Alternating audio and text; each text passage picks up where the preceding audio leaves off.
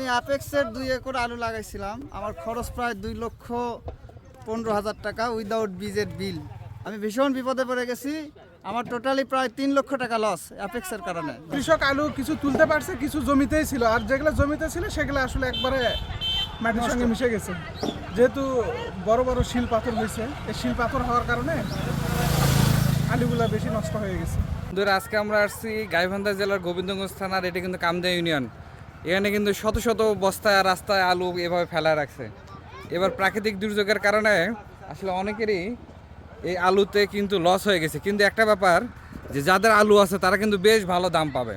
Young উদ্যোক্তা এই যে এবার আলু লাগাইছে, আলু লাগায় কি রকম অবস্থা তার কাছে শুনি। আমি অ্যাপেক্সের 2 একর আলু লাগাইছিলাম। আমার খরচ প্রায় 2,15,000 টাকা উইদাউট বীজের বিল। পুরা অ্যাপেক্স আমার আলুটা নেওয়ার কথা, কিন্তু শেষ মুহূর্তে এসে তারা আলুটা রিজেক্ট করে নিল না। আমি ভীষণ বিপদে পড়ে গেছি। আমার টোটালি প্রায় 3 লক্ষ টাকা লস অ্যাপেক্সের কারণে। আচ্ছা, অ্যাপেক্স বলতে কি? Apex company? অ্যাপেক্স কোম্পানি আমাদেরকে বীজ দিয়েছিল, তারা আলু নেওয়ার কথা। বৃষ্টির কারণে, আবহাওয়ার কারণে আর নিতে পারে নাই। তারপরে আমি খুব কষ্ট করে আলুটা উঠাইছি, কিন্তু লাস্ট নাইটে আপনার এই বিশাল শিলাবৃষ্টি হওয়ার কারণে আলুটার দাগ পড়ে যায়, এবং অ্যাপেক্স তখন সিদ্ধান্ত দেয় যে তারা ভালো মন্দ কোনো আলুই আর নেবে না। আচ্ছা, আমরা এই ব্যাপারগুলো একটু জানার চেষ্টা করি। আমরা যারা কোম্পানিতে দিব ইন ফিউচারে, একটা করে আলুর ওজন আসলে ওয়েট আসলে কতটুকু হইতে হয়? এটা অ্যাকর্ডিং টু অ্যাপেক্স একটা আলুর মিনিমাম ওয়েট হইতে হবে 100 গ্রাম। আচ্ছা, 100 গ্রাম হইতে হবে একটা আলু? 100 গ্রামের উপরে। আর একটা কথা বল, তুই যে এবার আলুগুলো গাড়লি, 1 বিঘাতে কতটুকু ফলন পাইছিস? আমার তো সম্পূর্ণ আলুই লস, মানে নষ্ট হয়ে গেছে। হুম। আনুমানিক 1 একরে 100% মিনিমাম 350 মণ হবে, কমপক্ষে 350 মণ। আচ্ছা, আলুটা পর্যাপ্ত আলুই হয়েছিল, কিন্তু লাস্টে ওয়েদারের কারণে এবং শিলাবৃষ্টির কারণে আমরা কৃষক খুব ক্ষতিগ্রস্ত হয়েছি। আর এটা অ্যাপেক্স যদি তারা নিত তাহলে হয়তো ভালো হতো, কিন্তু নিল না। আর তুই যে খরচটা করছিস, এই খরচটা উঠাইতে পারবি কিনা? না, আমার লাস্টে যে আলুগুলো উঠাইছি, যে কিষান গেছে আমার প্রায় 60-70 হাজার টাকার, এ টাকাও আমি পাই নাই। এটা আমার পকেট থেকে দিতে হচ্ছে। আচ্ছা, আল্লাহ তাআলা আমাদের সব ধরনের প্রাকৃতিক দুর্যোগ থেকে রক্ষা করুক। একটা জিনিস, আল্লাহ যদি আসলে চায় তো এর চাইতে বেশি টাকা আমাদেরকে দিবে ইনশাআল্লাহ। এটাই আমার হ্যাঁ। লাস্ট আমার বলার আছে একটা, সেটা হচ্ছে যে কোনো ব্যবসা বলেন, উদ্যোক্তা বলেন, সব জায়গায় লাভ এবং লস থাকবে। তো আমরা শুধু লাভ করতে চাই, কিন্তু লসটাকে আমরা মেনে নিতে চাই না। এটা আমি মনে করি এটা বিভিন্ন পরীক্ষার মধ্যে দিয়ে যায়। লসের মধ্যে দিয়ে গেলেই মনে হয় সেটাই প্রকৃত সার্থকতা। তো লসটা থাকবেই, এটাই আমি আশা করি। লসও থাকবে, লাভ থাকবে, মেনে নিতে হবে। মেনে নেওয়াটাই সবচেয়ে বড় ব্যাপার।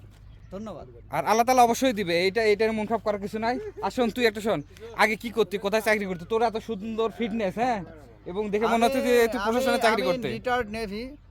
আমি রিটায়ার্ড করেছি 2023 1 জানুয়ারি। দেন আমি এখন একটা চাইনিজ কোম্পানিতে আছি অ্যাজ এ ম্যানেজার হিসাবে।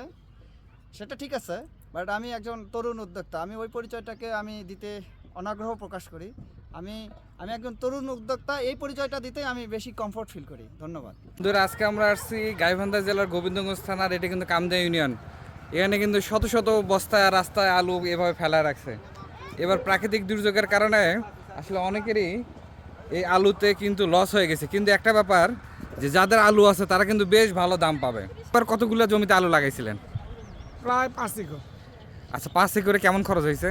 5 একরে অনুমানিক অ্যাপেক্সের আলু কাটছি, তো খরচ একটু বেশি হয়েছে, প্রায় 6 লাখ টাকা। 5 একরে 6 লাখ টাকা খরচ করছেন? মানে তোলা সহ। আর 5 একর জমি সবগুলোকে উঠাইতে পারছেন এবার? উঠাইতে পারছি, কিন্তু এর মধ্যে 1 একর 20 শতক মাটি আলু আমার পচে গেছে, প্রায় 500 মণ আলু পচে গেছে। 500 মণ আলু পচে গেছে? হ্যাঁ, ভালো হয়েছে, কিন্তু আলু ফলন 4 মণ প্রায় প্লাজও হয়েছে, যে 4.5 মণ হয়েছে। 4.5 মণ হয়েছে না, আলুর কিন্তু ফলন ভালো হয়েছে। আলুর ফলন ভালো, কিন্তু ন্যায্য দাম পাচ্ছি না। প্লাস এই যে আকাশ খারাপ হওয়ার কারণে, বৃষ্টি বেশি হওয়ার কারণে, অতিবৃষ্টি হওয়ার কারণে, মানে টাইমে অতিবৃষ্টি, যার কারণে আমাদের কৃষকদের আসলে মরণ অবস্থা। এখানে আসলে সরকারের ভর্তুকি দেওয়া উচিত, এবং সারের ভর্তুকি দেওয়া উচিত, তেলের ভর্তুকি দেওয়া উচিত। তাছাড়া কৃষক আর বাঁচবে না। সব মিলে আসলে মানে 50-50।